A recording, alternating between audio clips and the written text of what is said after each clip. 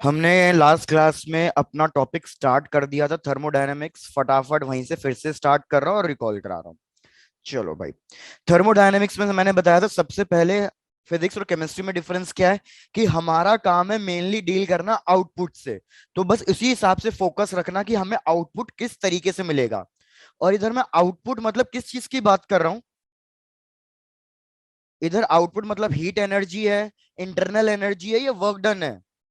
Sir work done. बिल्कुल, इधर output का मतलब वर्क डन है। और इधर वर्क डन हमारा आउटपुट कब माना जाएगा, जब बेसिकली हमारा एक्सपेंशन हो रहा हो। अगर कंप्रेशन होगा तो उस केस में हम कहेंगे कि आउटपुट नहीं मिला, बल्कि हमें काम करना पड़ गया। अगर हमें काम करना पड़ गया तो that is not considered as output, वो हमारे लिए एक डिसएडवांटेज रहेगा। तो वो सब चीजें हम नेगेटिव में लेंगे। ठीक है, अब चलो स्टार्ट करते हैं। यार सबसे पहले मैंने आपको बताया था थर्मोडायनामिक वेरिएबल्स के बीच में अगर हम ग्राफ ड्रॉ करें तो वो ग्राफ हमारा क्या कहलाएगा, इंडिकेटर इंडिकेटर डायग्राम। डायग्राम कहलाएगा। तो हमें क्या करना है, अलग अलग प्रोसेसेस के लिए हमें ये इंडिकेटर डायग्राम प्लॉट करने हैं, ताकि हमें क्लैरिटी मिल जाए अबाउट दी प्रोसेसेस। और ये भी मैंने बता दिया था मोस्टली इसमें ग्राफ ज्यादा इंपॉर्टेंट है। तो सबसे सिंपल प्रोसेस हमने लेना स्टार्ट किया था, आइसोथर्मल प्रोसेस। अब मैं सारी डिटेलिंग एक साथ बता रहा हूं भाई, चेक करते रहना आइसोथर्मल प्रोसेस में। यार आइसोथर्मल प्रोसेस का मतलब है कि हमें टेम्परेचर कांस्टेंट बनाना है। तो एक बात सोचो, ये मैंने कंटेनर लिया और मैं कह रहा हूं कि मेरे को इसका टेम्परेचर कांस्टेंट बनाना है। और ये हो गई हमारी पिस्टन। इधर से मैं हीट सप्लाई कर रहा हूं, क्योंकि हमें हीट तो सप्लाई करनी ही करनी है। अगर मैं इधर हीट सप्लाई कर रहा हूं तो आप मेरे को बताओ क्या क्या प्रोसेस होंगे। हीट सप्लाई करते ही इसका टेम्परेचर इंक्रीज होने लग जाएगा, क्योंकि आपने यस हीट सर। सप्लाई करी है। लेकिन हमें तो टेम्परेचर कांस्टेंट बनाना है। तो बताओ टेम्परेचर कांस्टेंट कैसे बनाया जाए। तो ऐसे कंफ्यूजन क्रिएट हो गया है, एक बार रिपीट कर रहा हूं मैं। मैंने कहा हमने एक कंटेनर लिया और हमने क्या किया, उस कंटेनर को नीचे से हीट सप्लाई कर रहे हैं। अगर मैं कंटेनर को नीचे से हीट सप्लाई कर रहा हूं तो इसका टेम्परेचर इंक्रीज कर जाएगा। वेरएस आइसोथर्मल प्रोसेस में तो मेरे को टेम्परेचर कांस्टेंट बनाना है। तो आप मेरे को बताओ इसका टेम्परेचर कांस्टेंट कैसे बनाया जाए। सर अगर इसकी इंटरनल एनर्जी इंक्रीज कर दें। इंटरनल एनर्जी तो टेम्परेचर पे ही डिपेंड करती है, टेम्परेचर इंक्रीज कर रहा है इसलिए तो इंटरनल एनर्जी इंक्रीज करेगी। तन्वी याद है मैंने आपको बताया था आइडियल गैस के लिए, आइडियल गैस के लिए हमारी इंटरनल एनर्जी सिर्फ किस चीज का फंक्शन है, सिर्फ टेम्परेचर। टेम्परेचर का फंक्शन है। तो मैं कह रहा हूं आपने हीट सप्लाई करी, टेम्परेचर इंक्रीज हुआ, तो इंटरनल एनर्जी इंक्रीज होगी। देखो क्या तरीका है भैया। सबसे पहला तरीका कि यार आप जो ये कंटेनर की वॉल्स है, इस कंटेनर की वॉल्स को परफेक्टली कंडक्टिंग वॉल्स लोगे। क्योंकि जब आप उस कंटेनर की वॉल्स को परफेक्टली कंडक्टिंग वॉल्स लोगे, तो हमने अपने लास्ट चैप्टर में पढ़ा है कि अगर किसी भी बॉडी का टेम्परेचर 0 केल्विन से ज्यादा होगा तो वो कुछ ना कुछ हीट लूज करेगी। किस फॉर्म में हीट लूज करेगी, रेडिएशन के फॉर्म में। तो अगर इसकी वॉल्स परफेक्टली कंडक्टिंग हुई तो ये जिस रेट से हीट गेन कर रहा है, उसी रेट से ये क्या करेगा, हीट लूज आउट करेगा in a form of a radiation. तो अगर ये रेडिएशन के फॉर्म में हीट लूज कर रहा है तो इसका टेम्परेचर क्या होने लग जाएगा, डिक्रीज होने लग कांस्टेंट। जाएगा। जितना इंक्रीज हुआ था उतना ही डिक्रीज हो रहा है, तो फिर से टेम्परेचर हमारा क्या बन जाएगा, कांस्टेंट बन जाएगा। तो याद रखना आइसोथर्मल प्रोसेस की सबसे पहली कंडीशन, इंपॉर्टेंट कंडीशन यही है कि हमारे कंटेनर की जो वॉल्स है वो कैसी होनी चाहिए, परफेक्टली कंडक्टिंग वॉल्स होनी चाहिए।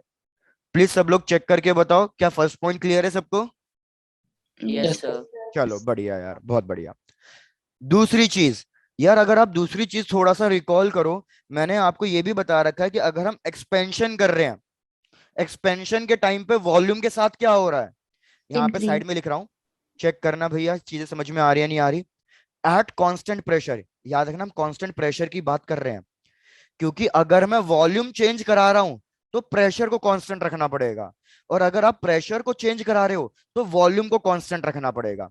तो मैंने कहा at constant pressure ideal gas equation होती है P delta V is equal to N R delta T.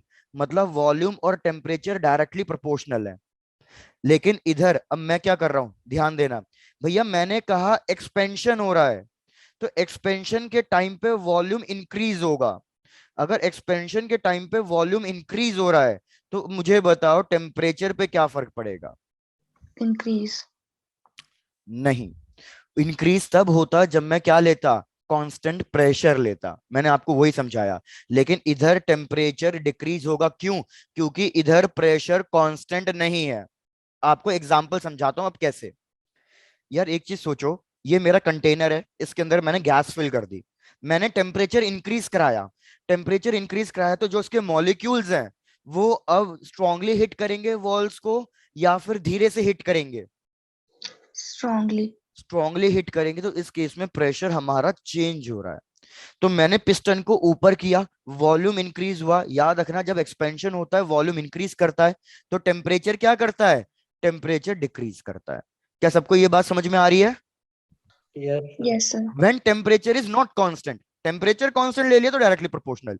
तो इधर हम क्या लिखेंगे यार, कि हमारा जो भी एक्सपेंशन या कंप्रेशन होना चाहिए, एक बार सेकंड पॉइंट भी ध्यान से देख लेना, वो बहुत स्लो होना चाहिए। स्लो क्यों होना चाहिए? क्योंकि अगर मैं नीचे से हीट सप्लाई कर रहा हूं, टेम्परेचर इंक्रीज करेगा, तो मैं एक्सपेंशन को बहुत स्लोली कराऊंगा। क्यों? क्योंकि एक्सपेंशन को स्लोली कराने के लिए क्या है, कि उसको सफिशिएंट टाइम मिल जाएगा हीट रेडिएट आउट करने का, तो हमारा टेम्परेचर अल्टीमेटली कांस्टेंट आ जाएगा। अगर सपोज मैं सडनली कंप्रेशन या सडनली एक्सपेंशन कराऊं, तो उस केस में टेम्परेचर को टाइम नहीं मिलेगा हीट एक्सचेंज करने के लिए, तो उस केस में टेम्परेचर चेंज हो जाएगा।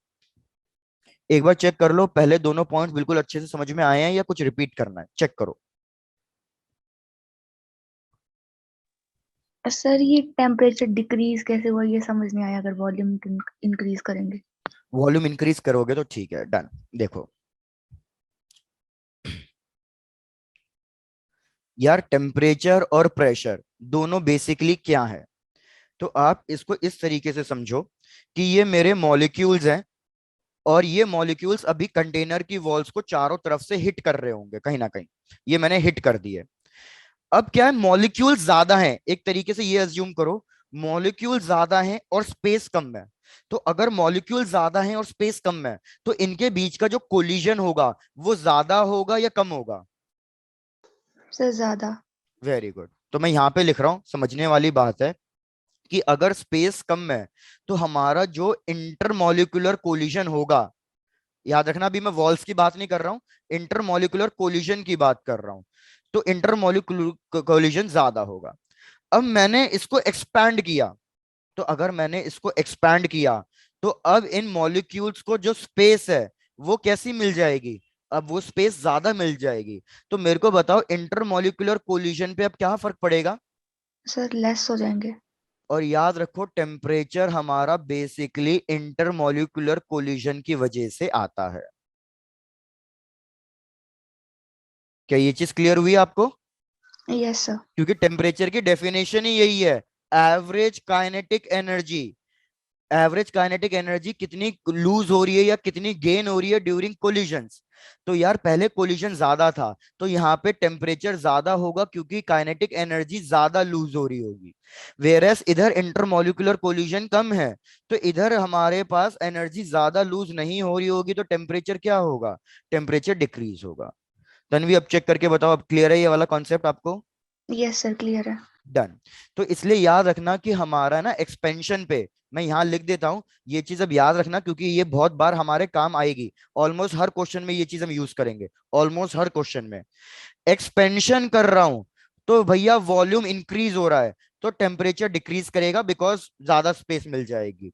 अगर मैं कंप्रेशन कर रहा हूं, कंप्रेशन का मतलब है वॉल्यूम डिक्रीज करना, तो टेम्परेचर इंक्रीज कर जाएगा।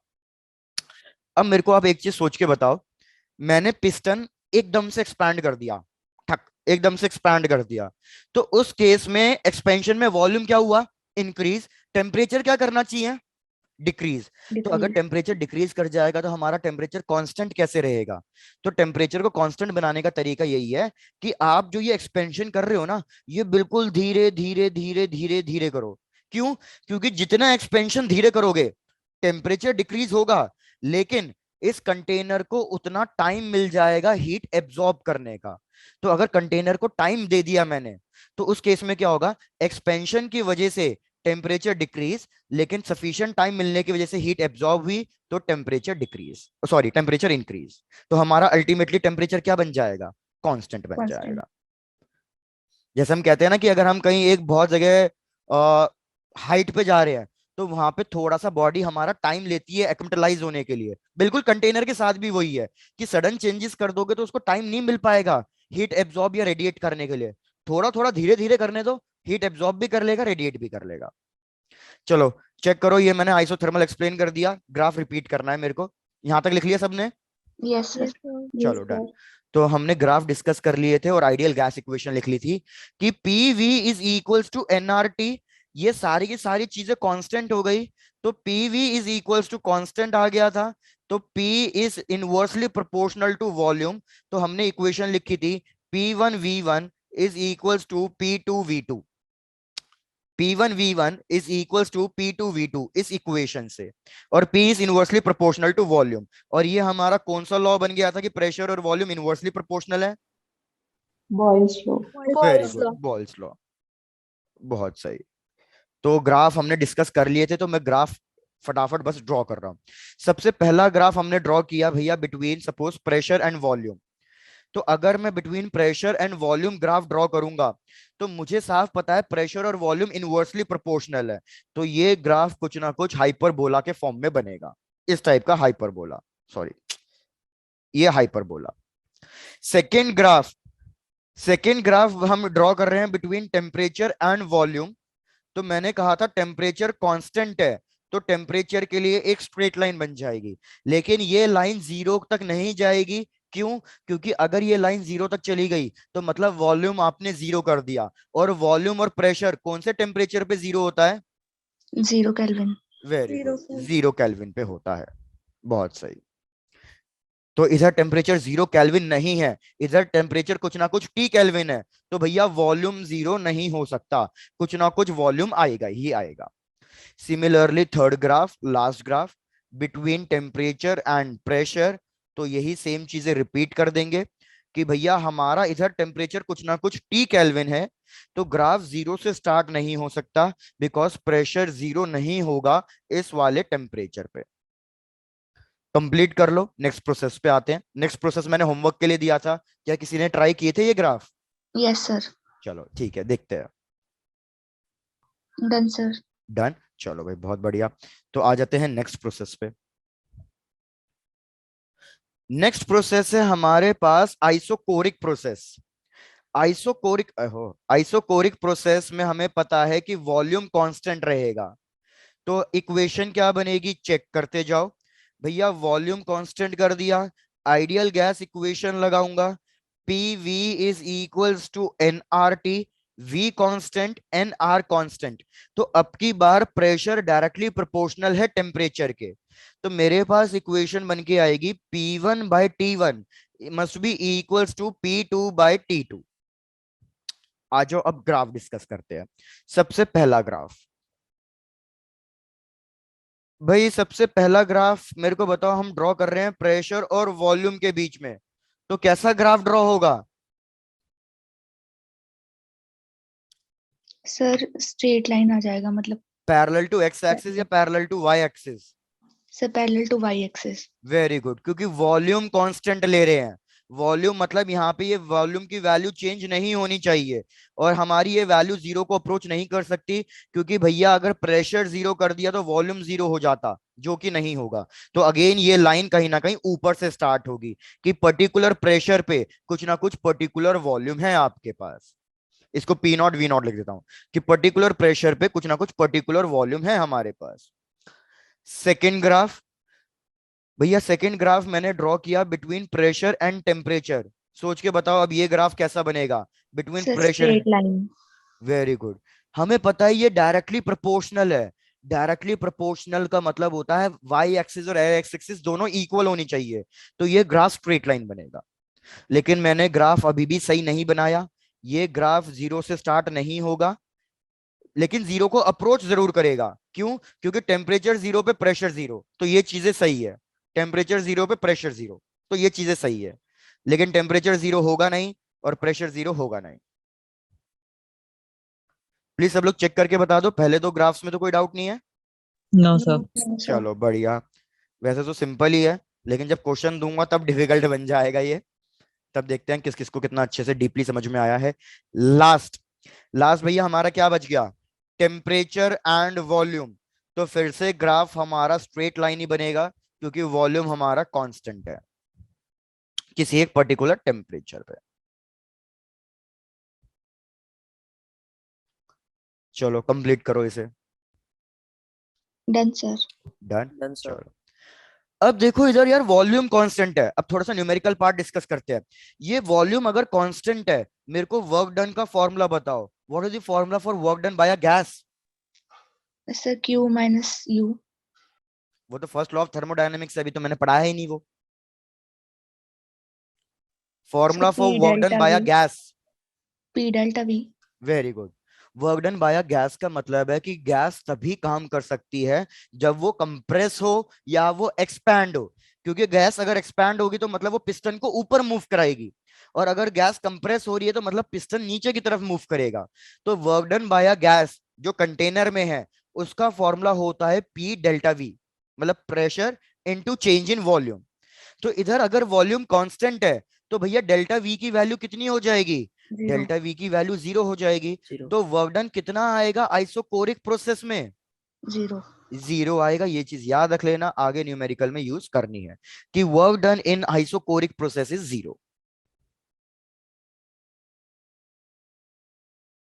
डन। डन। चलो भैया बहुत बढ़िया। अभी चेक करो कोई डाउट तो नहीं है, बढ़ू आगे? Yes sir. चलो डन। Yes sir. भैया थर्ड प्रोसेस, आइसोबारिक प्रोसेस। देखो नाम से पता चल जाएगा, बार बार मतलब प्रेशर का यूनिट है। तो इसमें क्या चीज कांस्टेंट रहनी चाहिए? हमारी प्रेशर कांस्टेंट रहनी चाहिए। तो अगर प्रेशर कांस्टेंट है, आइडियल गैस इक्वेशन लगा दो, PV is equals to N R T. P constant N R constant, तो इस केस में वॉल्यूम और टेम्परेचर डायरेक्टली प्रोपोर्शनल आ जाएंगे।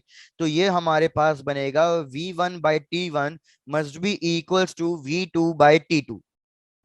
V2/T2। आ जाओ प्लॉट करना शुरू करते हैं ग्राफ। पहले ये तीन फटाफट ऐसे ही ड्रॉ कर देता हूं। सेकंड, और ये हो गया हमारे पास थर्ड। चलो भैया आ जाओ पहला graph, between pressure and volume. बताओ कैसा ग्राफ ड्रॉ कर दें? Sir, straight line हो जाएगी x axis के parallel. एक्स एक्सिस वेरी के गुड। पैरेलल। स्ट्रेट लाइन होगी एक्स एक्सिस के पैरेलल, क्योंकि प्रेशर मैंने इधर लिया है तो प्रेशर हमारा कांस्टेंट होना चाहिए। डन। सेकेंड ग्राफ मैं ड्रॉ कर रहा हूं बिटवीन टेम्परेचर एंड वॉल्यूम। तो मेरे को बताओ अब ये कैसा ग्राफ बनना चाहिए? Sir, straight line बनना चाहिए origin से. Very good. स्ट्रेट लाइन बननी चाहिए ओरिजिन से, क्योंकि टेम्परेचर और वॉल्यूम डायरेक्टली प्रोपोर्शनल है। तो भैया हमारे पास स्ट्रेट लाइन बनेगी और ये स्ट्रेट लाइन ओरिजिन को अप्रोच करने की कोशिश करेगी। बिल्कुल। Volume we not, temperature T not. बहुत सही। बचा थर्ड ग्राफ। थर्ड ग्राफ कर लिया किसके बीच में? Temperature and pressure. तो हमें पता है इस केस में लाइन बनेगी parallel to the Y axis, क्योंकि प्रेशर मैंने एक्स एक्सिस पे लिया है। तो प्रेशर को कांस्टेंट बनाना है, P not T not.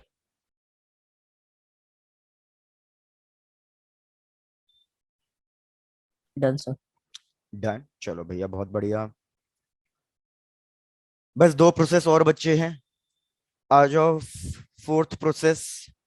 Fourth process हम डिस्कस करेंगे साइक्लिक प्रोसेस। अब ये बताओ साइक्लिक प्रोसेस क्या होता है? Sir, जिसकी initial और final stage एक ही होती है. बिल्कुल। साइक्लिक प्रोसेस का मतलब है जिसकी इनिशियल स्टेट और फाइनल स्टेट सेम होती है। इनिशियल स्टेट या इनिशियल सिचुएशन कुछ भी कह लो, is equals to final state. तो यार अगर इनिशियल स्टेट और फाइनल स्टेट सेम है, तो इस केस में चेंज इन इंटरनल एनर्जी कितना लेंगे? Zero. 0। क्यों? Zero. क्योंकि मैंने इंटरनल temperature. एनर्जी बताया था, इंटरनल एनर्जी स्टेट फंक्शन है। वो इस पे डिपेंड नहीं करती कि आपने इंटरनल एनर्जी कैसे चेंज कराई। वो सिर्फ इस पे डिपेंड करती है कि इंटरनल एनर्जी इनिशियल कितनी रखी आपने और फाइनल कितनी रखी। तो साइक्लिक प्रोसेस में डेल्टा यू हमारा 0 आता है। लेकिन साइक्लिक प्रोसेस का ग्राफ समझो। अब ग्राफ क्या है, और इसमें सबसे इंपॉर्टेंट ग्राफ हम एक एक डिस्कस करेंगे अभी। सबसे इंपॉर्टेंट ग्राफ इसमें होगा पीवी ग्राफ। पीवी ग्राफ,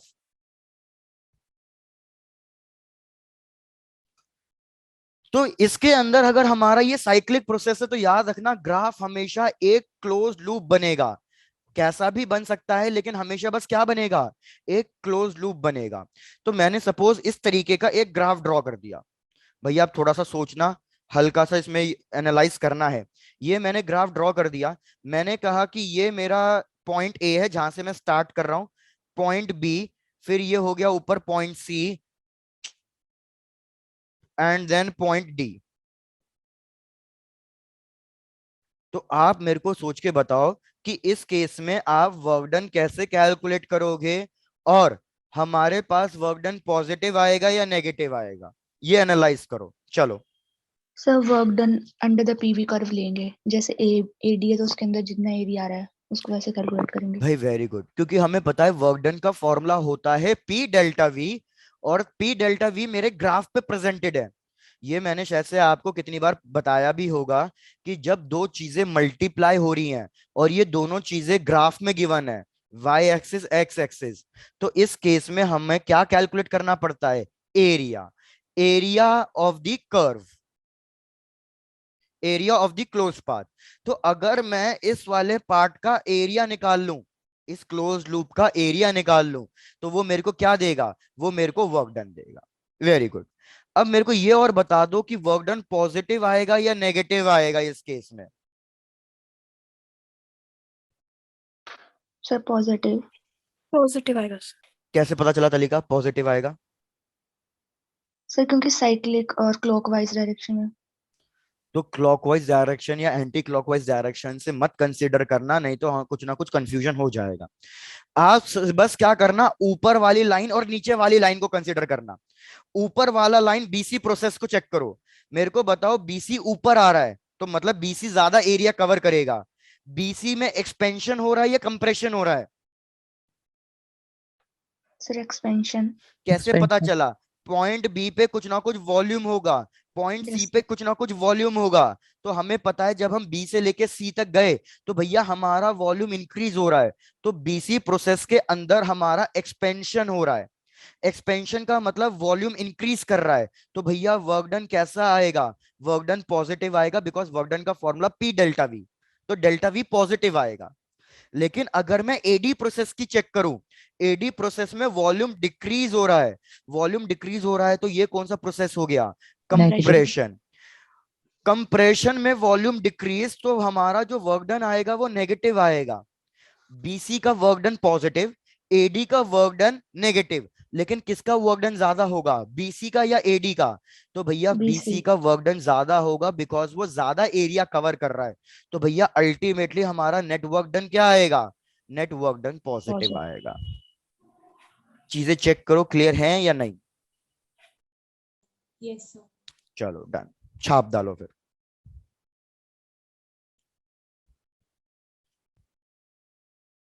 भाई नोट करा, ड्रिंक सम वाटर।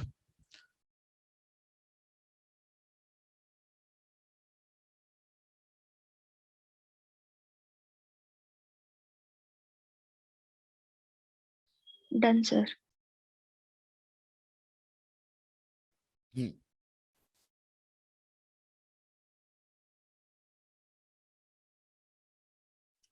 चलो भाई लेट्स प्रोसीड।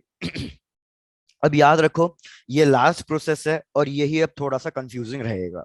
लास्ट प्रोसेस भैया फिफ्थ प्रोसेस है हमारे पास, एडियाबेटिक प्रोसेस।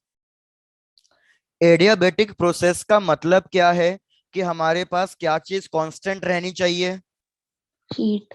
वेरी गुड, मतलब हमारी कोई हीट ट्रांसफर नहीं होनी चाहिए, तो डेल्टा क्यू इस केस में 0 होना चाहिए। अब भैया फिर से भावनाओं को समझो।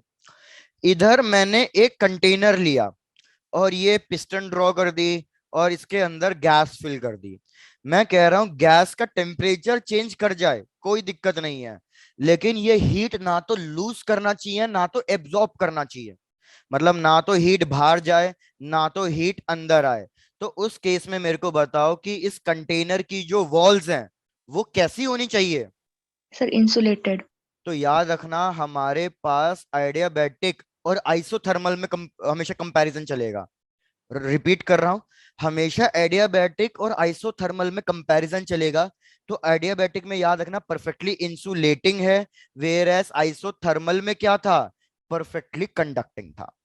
तो अगर मैं इसको परफेक्टली इंसुलेटिंग कर दूं तो भैया हमें पता है ना तो हीट बाहर जाएगी ना तो हीट अंदर आएगी, तो जो भी हीट है वो बस कंटेनर के अंदर ही रह जाएगी, ना हीट बाहर निकली ना हीट अंदर आई।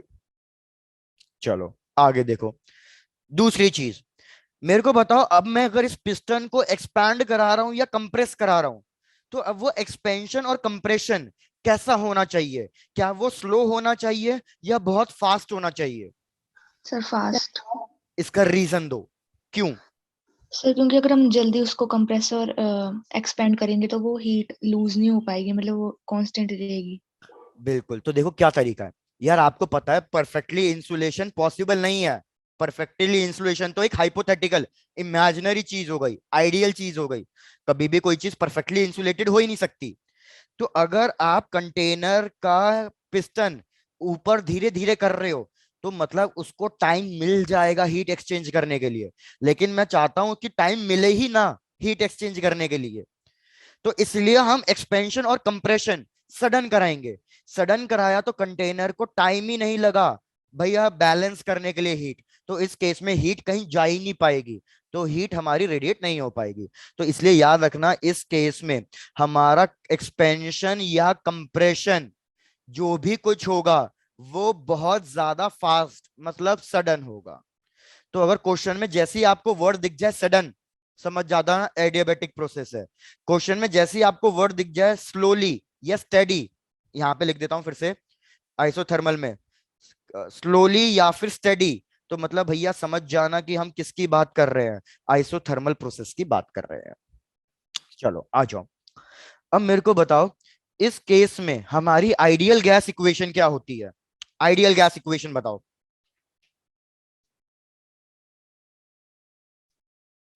भाई केमिस्ट्री में पढ़ रखा होगा, ideal gas equation for an adiabatic process.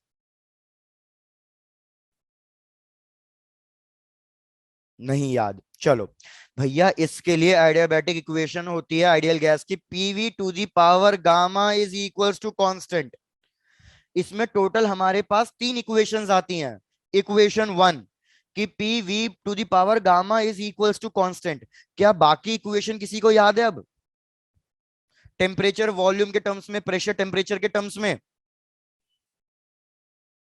क्या कह रहे हो सर? कुछ याद नहीं है? प्लीज आप ही करते चलो हैं भैया। P to the power 1 minus gamma T to the power gamma is equals to constant, second equation. और थर्ड इक्वेशन हमारी होती है T V to the power gamma minus 1 is equals to constant, equation third. चलो पहले ये तीन equation लिखो फिर अब डिस्कस करेंगे। जहां पे आप सबको पता होगा गामा क्या होता है। यार क्या हो गया, सब एकदम से म्यूट पे हो गए? बताओ गामा क्या होता है? CP by CV. Very good. Gamma is equals to ratio of specific heat capacities at constant pressure and constant volume. और अगर आपको याद हो मैंने लास्ट चैप्टर में पढ़ाया कि सीपी हमेशा सीवी से बड़ा होगा। तो अगर न्यूमरेटर डिनोमिनेटर से हमेशा बड़ा है तो याद रखना गामा की वैल्यू कभी भी लेस देन 1 नहीं होगी, गामा की वैल्यू हमेशा क्या होगी, ग्रेटर देन 1 होगी। और याद है ना आपको सीपी माइनस सीवी किसके बराबर होता है? आर। और ये R. फॉर्मूला क्या नाम था फॉर्मूले का? सर वो भूल मेयर्स गए? Formula. Very good, Mayer's formula.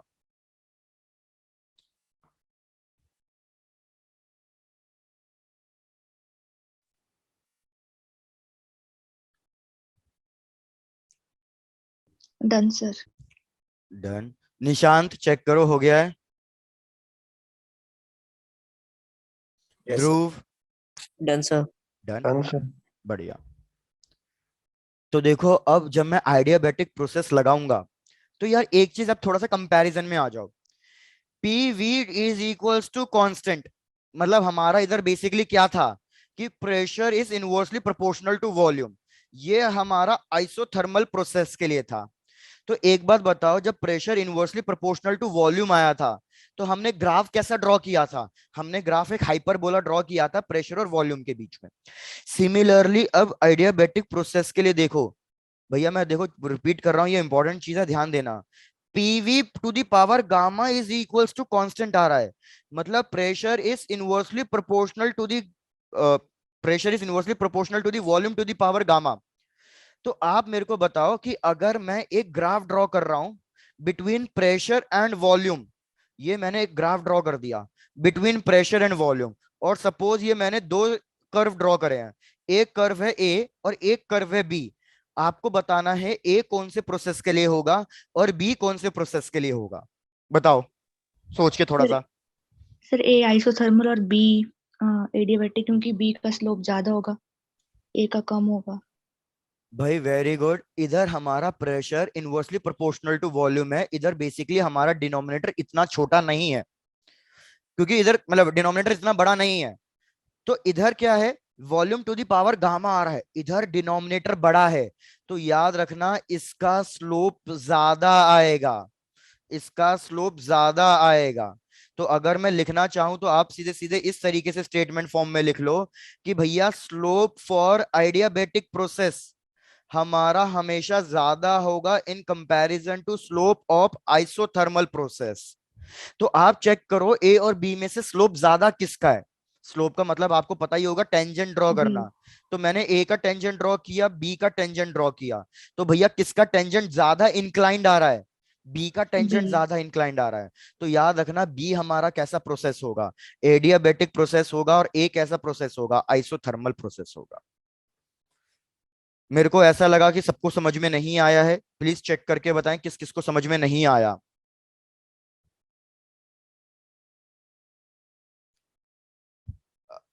Akshita, Anish, Ankita, check करो। दिशा, sir.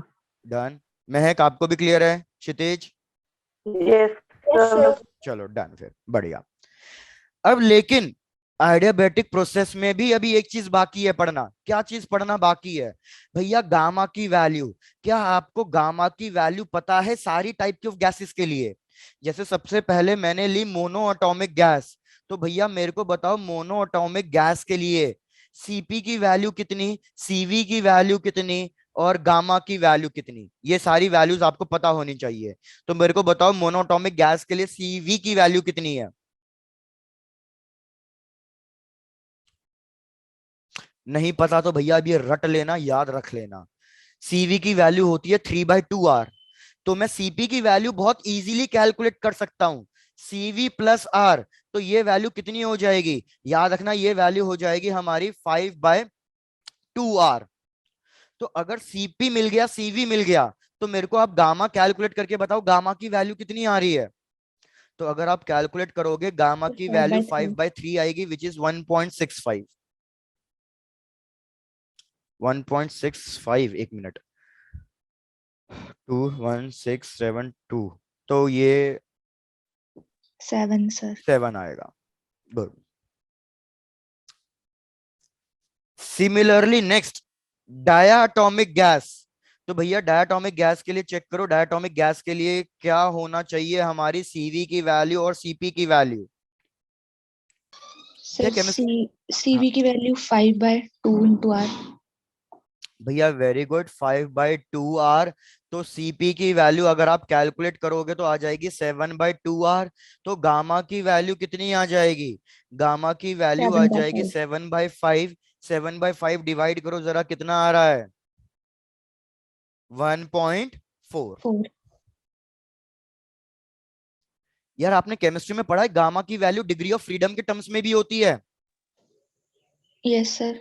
क्या फॉर्मूला होता है अगर याद हो तो? CP/CV करेंगे तो CP का आ जाएगा गामा R बाय गामा -1। नहीं सर नहीं, वो नहीं वैसे कह रहा मैं। सर मैं कह रहा, F/2 के टर्म में। वेरी गुड, 1+F/2 के टर्म्स में, जहां पे डिग्री ऑफ फ्रीडम के टर्म्स में होता है। फिजिक्स में डिग्री ऑफ फ्रीडम का अभी फिलहाल कोई काम नहीं है, इसलिए अभी मैं वो चीज नहीं पढ़ा रहा।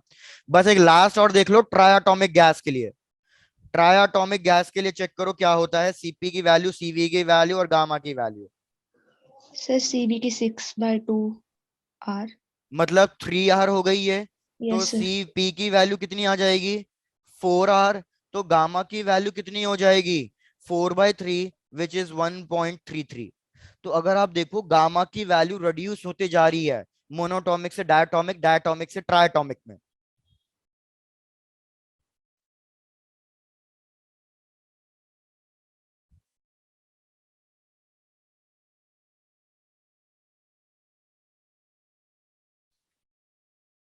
भैया ये वैल्यूज रट जानी चाहिए नेक्स्ट क्लास तक।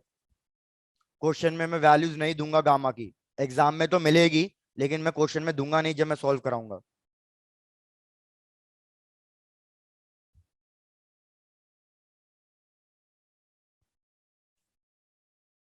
Done sir. डन। स्नेहा आपका हुआ? Yes, sir. चलो डन, लेट्स प्रोसीड। इसी के बेसिस पे क्वेश्चन चेक करो। क्वेश्चन कह रहा है कि मैया हमने पीवी ग्राफ ड्रॉ किया एडियाबेटिक प्रोसेस के लिए, लेकिन दो अलग अलग गैस के लिए। एक कर्व ये मिल रहा है, एक कर्व ये मिल रहा है। ये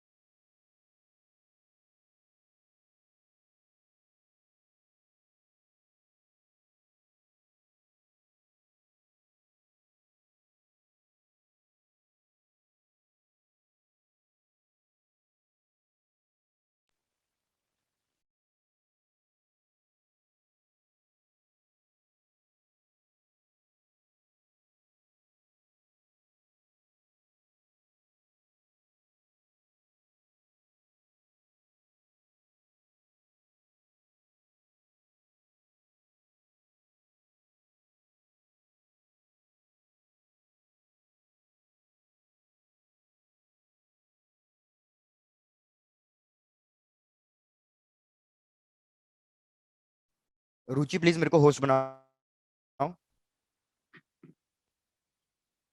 there was a network problem भाई। Thank you Ruchi. चलो भाई अगेन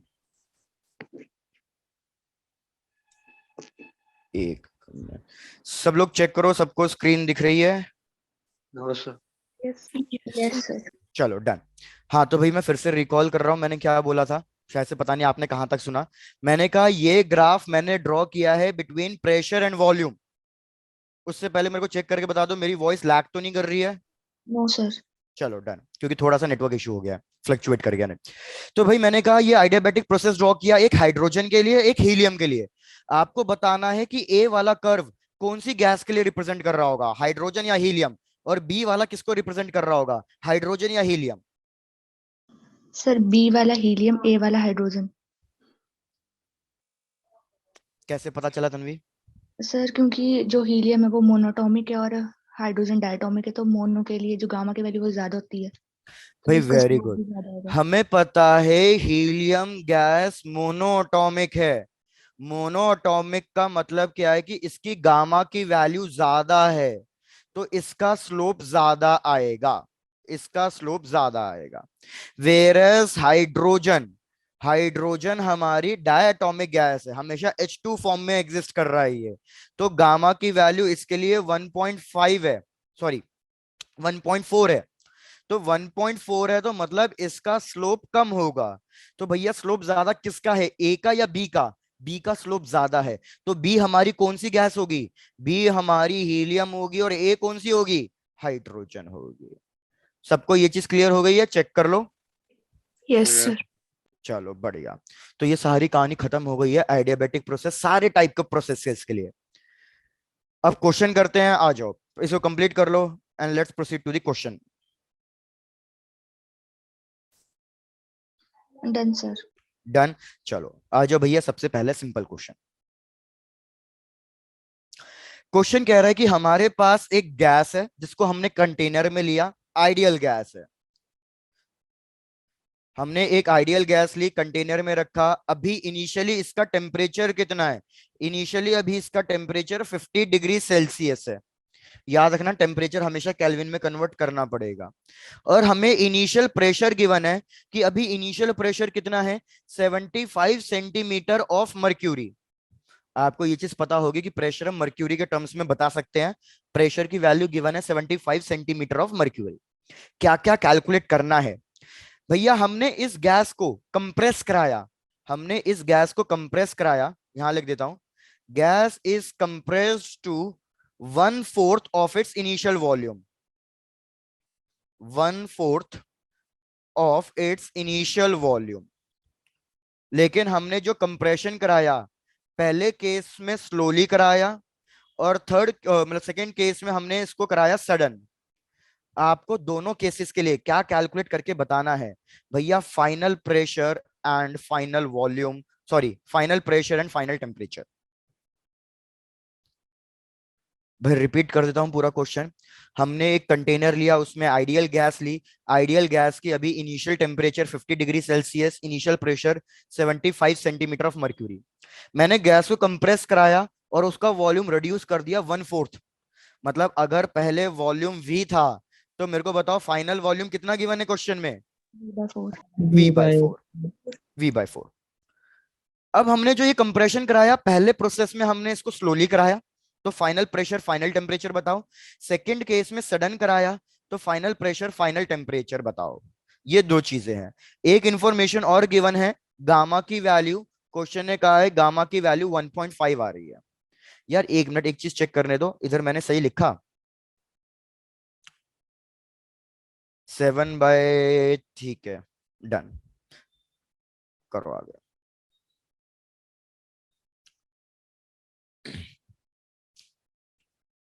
देखो एक चीज हमेशा याद रखना, जब भी गामा की वैल्यू आपको डेसिमल में गिवन हो, try to convert in fraction, तो आपका क्वेश्चन जल्दी सॉल्व होगा, नहीं तो सॉल्व नहीं हो पाएगा। तो फ्रैक्शन में कितना हो गया ये? 3/2। मैं एक्सपेक्ट करता हूं आप फर्स्ट पार्ट का आंसर तो बता ही दोगे, सेकेंड पार्ट हम फिर भी सॉल्व कर लेंगे, लेकिन कम से कम फर्स्ट पार्ट का आंसर तो आप सबको बता देना चाहिए।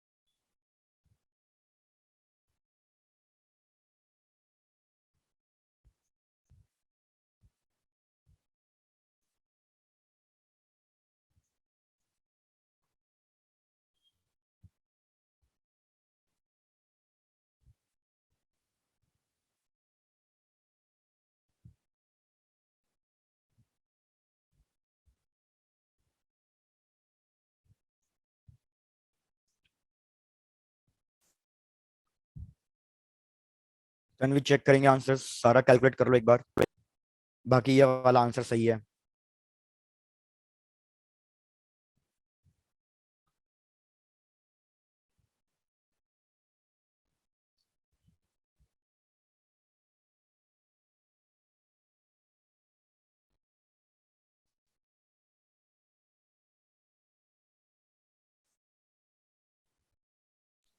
सर जो सेकंड वाला प्रोसेस है सडन वाला, उसमें जब हम प्रेशर की वैल्यू लेंगे तो वो जो हमने अभी निकाली वो वाली पुट करेंगे? नहीं नहीं, अलग अलग आएगी ना। Yes sir.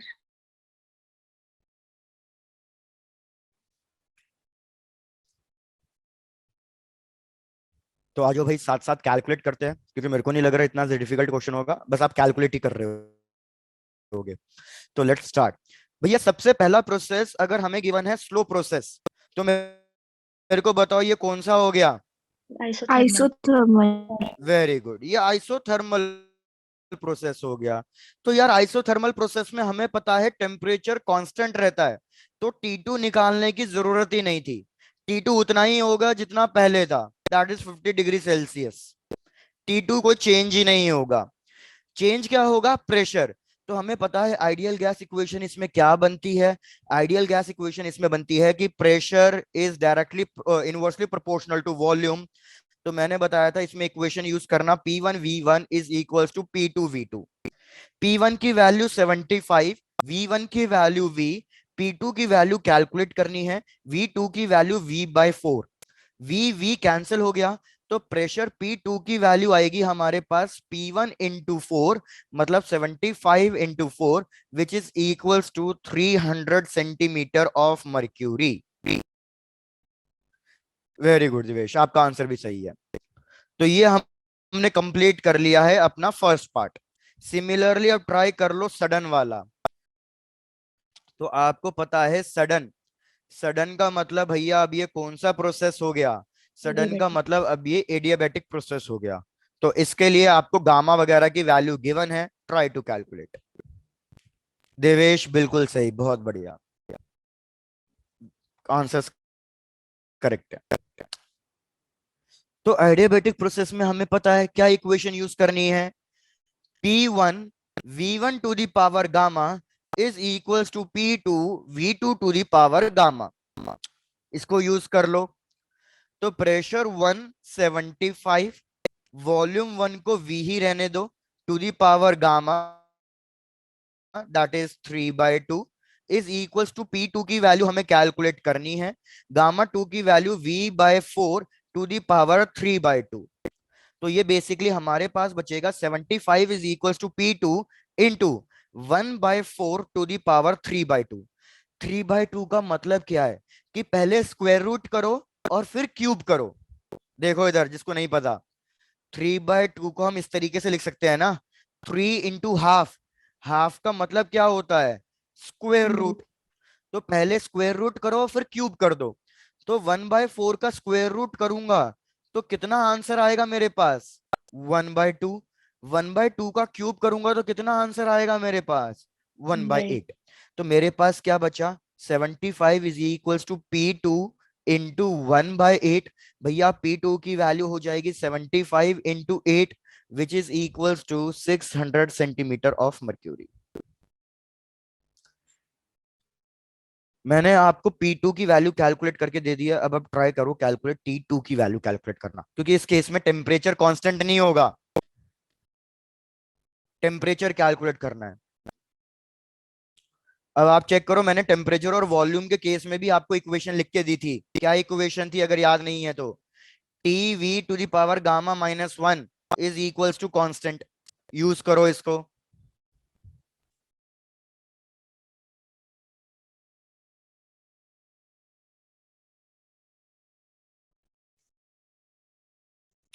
Three by two -1 half होता है, तो इसलिए मैंने डायरेक्टली हाफ हाफ लिख दिया है। तो इधर आ जाएगा आपके पास 50, बचेगा इधर T2, और इधर क्या बचेगा हमारे पास? 1/4 का स्क्वायर रूट। रुको मैंने कुछ गलती करी है, चेक करो।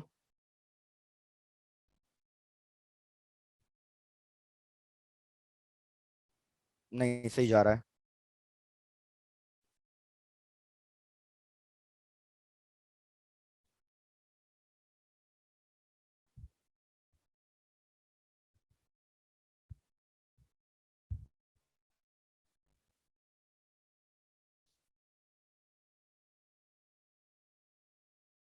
भाई मेरे को कहीं ना कहीं गलती दिख रही है, एक बार चेक कर लो।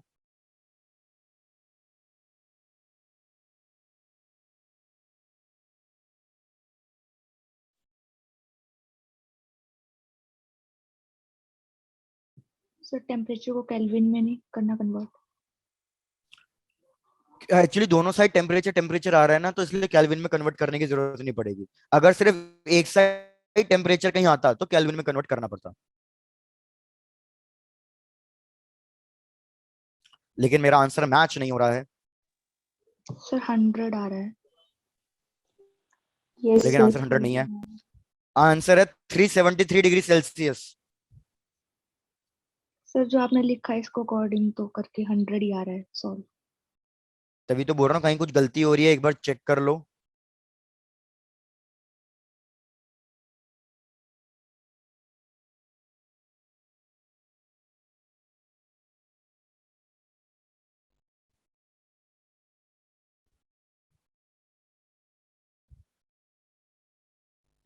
टेम्परेचर केल्विन में रख के देखो, आंसर शायद से सही आ जाएगा, गलती मेरे ख्याल से वही हो रही है।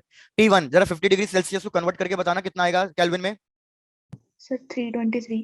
23 Kelvin. 323, एक बार 323 वाले से ही कैलकुलेट करके देखते हैं। 323 इंटू वॉल्यूम, वॉल्यूम ये तो कैंसिल आउट ही हो जाएगा तो इसको लिखने की जरूरत नहीं है। Kelvin is equals to T2 हमें कैलकुलेट करना है, और ये बचेगा हमारे पास 1/4 का स्क्वायर रूट। 1/4 का स्क्वायर रूट मतलब 2 हो गया, तो T2 की वैल्यू आएगी 323 इंटू 2, तो ये कितना आ रहा है हमारे पास 646 केल्विन। जरा इसको डिग्री सेल्सियस में कन्वर्ट करो अब। -273, भाई अब आंसर आ रहा है हमारे पास 373 डिग्री सेल्सियस। तो यही गलती हो रही थी कि हमने टेम्परेचर को केल्विन में नहीं किया था। Done sir. भाई सब लोग चेक कर लो, ये क्वेश्चन बिल्कुल क्लियर है। नेक्स्ट क्वेश्चन दूं? Yes sir. चलो डन, आ जाओ थोड़ा सा स्पीड बढ़ाते हैं हम। नेक्स्ट क्वेश्चन, भाई नेक्स्ट क्वेश्चन कह रहा है कि हमारे पास एक गैस है जिसका टेम्परेचर हमने फॉल डाउन कराया है। When it is initially when it is expanded, यहां लिख रहा हूं, गैस है, हमने इसको सडनली एक्सपैंड किया है, suddenly expanded to 8 times of its initial volume, 8 times its initial volume. Final temperature क्या है? ओके, इनिशियली टेम्परेचर गिवन है T1, T1 is 15 degree Celsius, gamma की वैल्यू गिवन है 5/3। आपको कैलकुलेट क्या करके देना है? आपको कैलकुलेट करके देना है फाइनल टेम्परेचर। चलो लगो काम पे, calculate the value of final temperature, बस इतना सही क्वेश्चन है।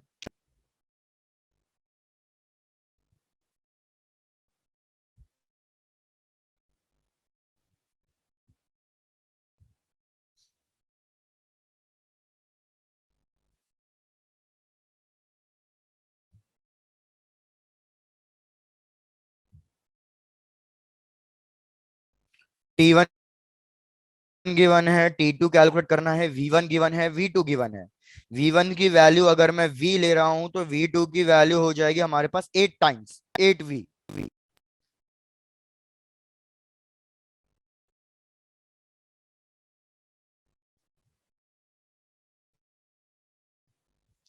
प्रशांत क्या बात है, आज कोई भी आंसर नहीं आ रहा है।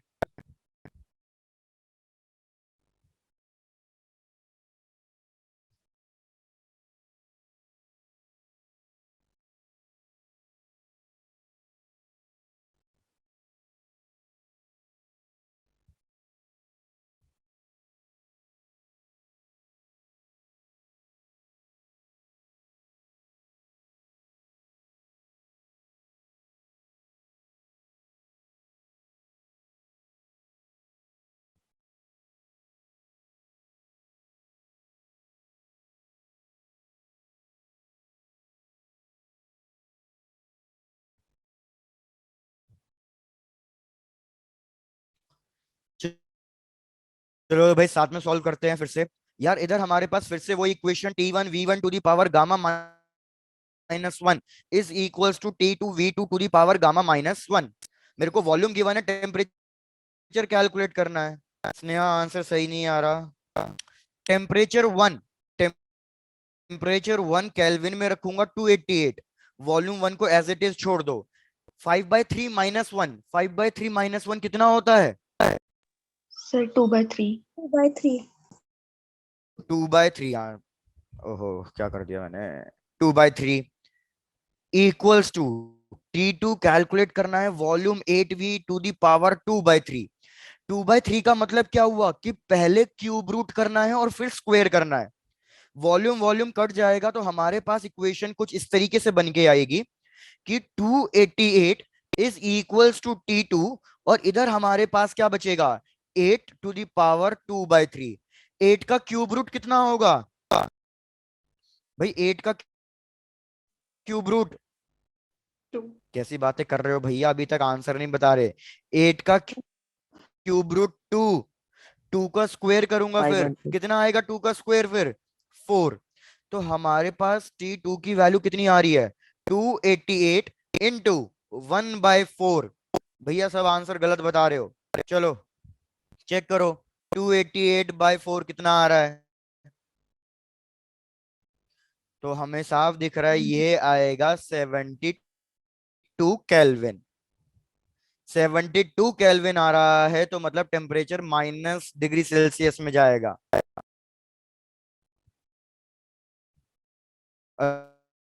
अच्छा फिर ठीक है दिवेश आपने उसी में बताया डन डन सही है प्रशांत दिवेश महक सही आंसर भैया सबका कंप्लीट हो गया है यस सर। Yes, sir.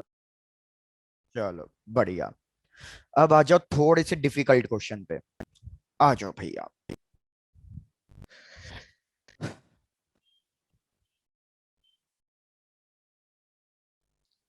बहुत हो गई थोड़ी सी इजी इजी बातें आ जाओ थोड़ा सा डिफिकल्ट क्वेश्चन पे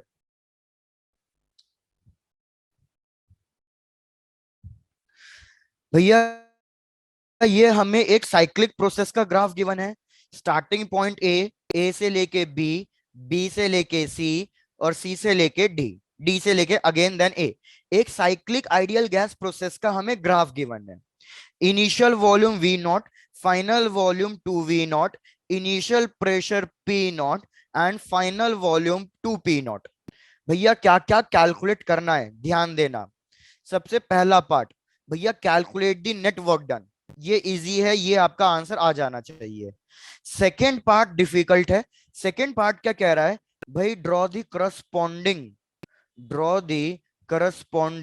टीवी ग्राफ चलो लगो काम पे साइक्लिक प्रोसेस इसी साइक्लिक प्रोसेस के लिए हमें टेम्परेचर वॉल्यूम ग्राफ ड्रॉ करना है और पहला पार्ट इजी है बिल्कुल नेट वर्क डन फाइंड करना है साइक्लिक प्रोसेस से दिख ही रहा है आपको कि क्लोज लूप है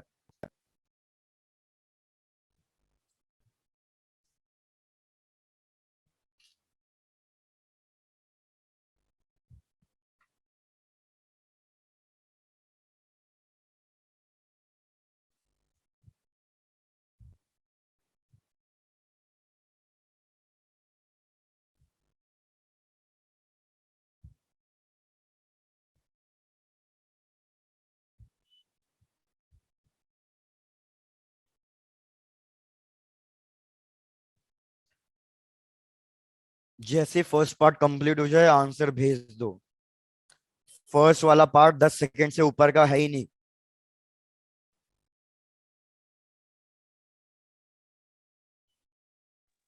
सर 2P0 V0 फर्स्ट वाला।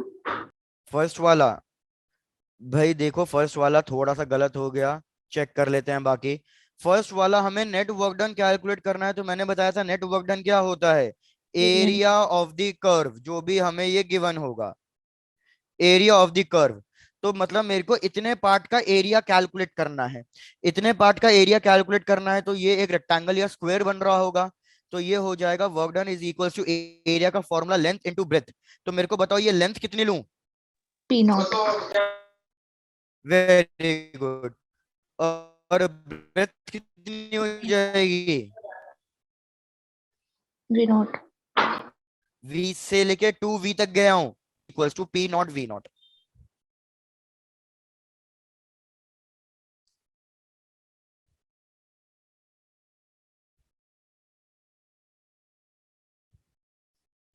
भैया सब लोग इसे कंप्लीट करो और मेरे को 1 मिनट दो कंप्लीट करो इसे फटाफट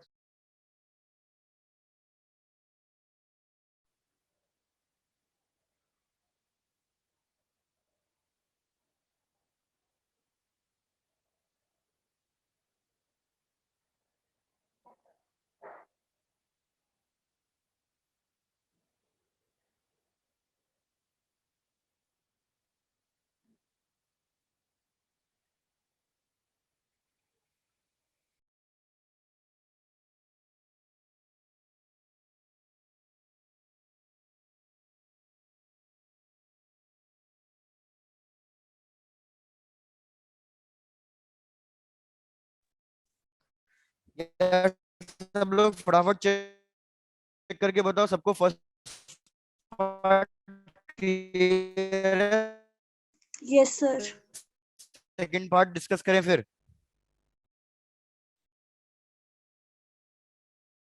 यस सर। चलो डन। तो आ जाओ, let's discuss the second part. अब यार देखो सेकंड पार्ट आपको थोड़ा सर डिफिकल्ट वॉइस कट। लगेगा। सबसे पहले आपको क्या करना है सेकंड पार्ट के लिए? ए बी कौन सा प्रोसेस है, बीसी कौन सा प्रोसेस है? चलो चलो भैया, गिव मी अ मिनट। एक बार आप फिर से चेक करो, क्या वॉइस अभी भी ब्रेक हो रहा है? सर अब ठीक है। अब ठीक है, डन। मैं बोल रहा था, जब हमें सेकेंड पार्ट सॉल्व करना है तो उसके लिए मेरे को ये पता होना चाहिए कि ए बी कैसा प्रोसेस है, बीसी कैसा प्रोसेस है, सीडी कैसा प्रोसेस है और एडी कैसा प्रोसेस है। तो एक एक करके मेरे को बताते जाओ, ए बी कौन सा प्रोसेस है। चलो ग्राफ देख के बताओ। Sir sir isochoric. भैया वेरी गुड, हमें दिख रहा है ए बी प्रोसेस के लिए वॉल्यूम कांस्टेंट आ रहा है। तो ए बी प्रोसेस हमारा आइसोकोरिक प्रोसेस है। आइसोकोरिक प्रोसेस का मतलब होता है वॉल्यूम कांस्टेंट होना, pressure should be directly proportional to temperature. Process BC, BC process को देखो तो ये हमारे पास आइसोबारिक प्रोसेस आएगा। आइसोबारिक प्रोसेस का मतलब होगा वॉल्यूम और टेम्परेचर कैसे होंगे, डायरेक्टली प्रोपोर्शनल होंगे। फिर से सीडी प्रोसेस क्या होगा, आइसोकोरिक। आइसोकोरिक में फिर से प्रेशर और टेम्परेचर डायरेक्टली प्रोपोर्शनल। और ये याद रखना, बीसी में एक्सपेंशन हो रहा है, एडी के अंदर हमारा कंप्रेशन हो रहा है। और ये आइसोबारिक। हमारे पास प्रोसेस है आइसोबारिक। और आइसोबारिक में फिर से वॉल्यूम और टेम्परेचर डायरेक्टली प्रोपोर्शनल। यहां तक चेक करो पहले, यहां तक कोई doubt? No sir. No, sir. चलो डन। तो let's try to plot the graph. देखो एक चीज याद रखो, सिंस ये साइक्लिक प्रोसेस है तो डेफिनेटली ग्राफ तो हमारा क्या बनेगा, एक क्लोज पाथ ही बनेगा। चलो स्टार्ट करते हैं। सबसे पहला A B process. A B process हमारे पास pressure is directly proportional to temperature, isochoric है। तो आइसोकोरिक के लिए क्या सर वॉइस कट रही है। ये ग्राफ ड्रॉ कर दोगे। क्या समझ में आ रहा है आपको? सर लैगिंग हो रही है बीच में।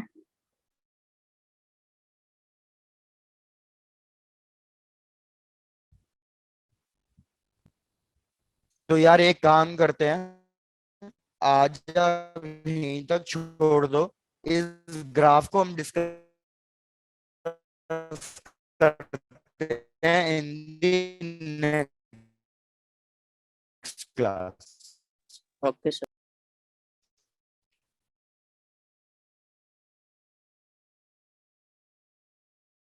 डन है?